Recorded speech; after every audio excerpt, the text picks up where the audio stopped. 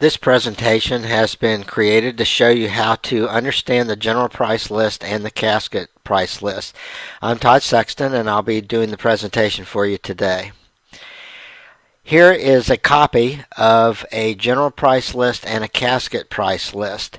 Every mortuary in California and across the nation for that matter are required to have a general price list and a casket price list. So on your left side here is the general and on the right side is the casket.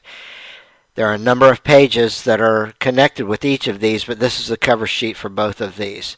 One of the most important things to understand is that when you are discussing or about to discuss funeral prices using the general price list for a specific mortuary, you must present the general price list before that discussion begins. When I say present, that means you must have a copy available to give to them.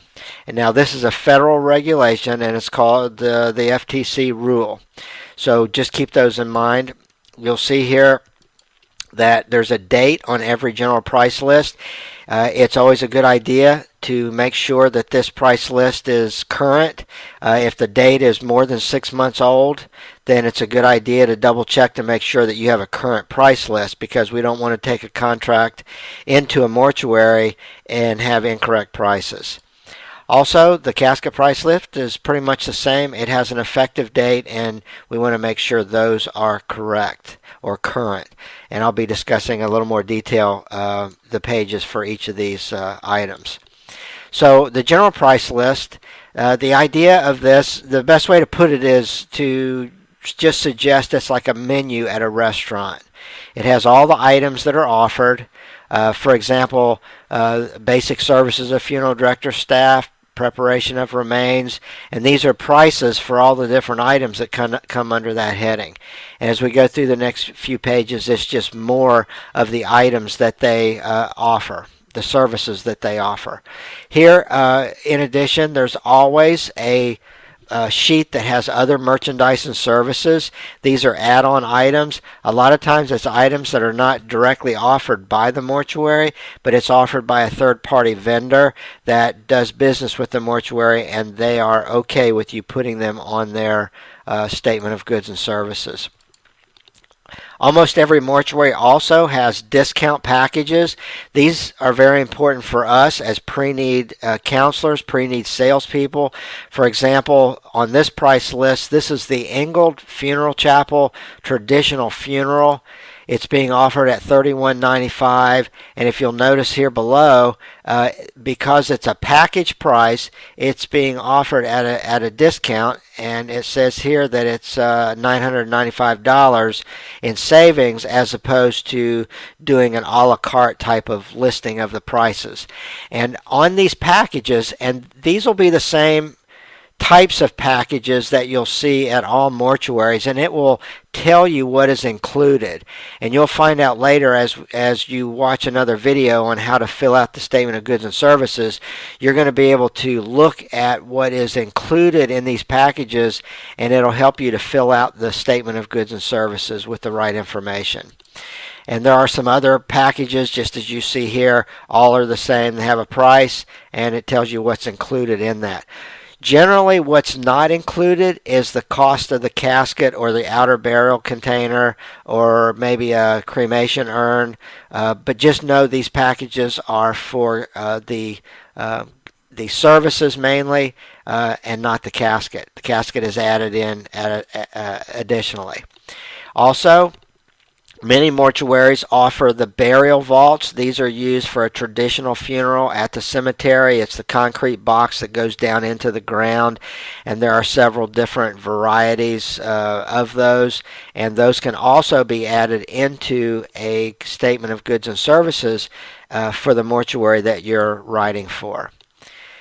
In addition to the statement of goods or the general price list, like I spoke of a few minutes ago, we also have the casket price list.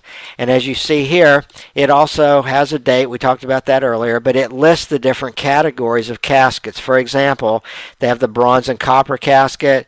They have steel casket selections. Those steel casket selections come in 18 gauge and 20 gauge. It has to do with the thickness and the weight of the metal that's being used to make the casket. You see here for this particular casket price list, the least expensive metal casket is $11.95. Also know that every mortuary has different caskets and they have different prices on sometimes the same caskets. We also have wood caskets, and as you see here, we have the wood casket. The least expensive one is $795. The name of the casket is this column here.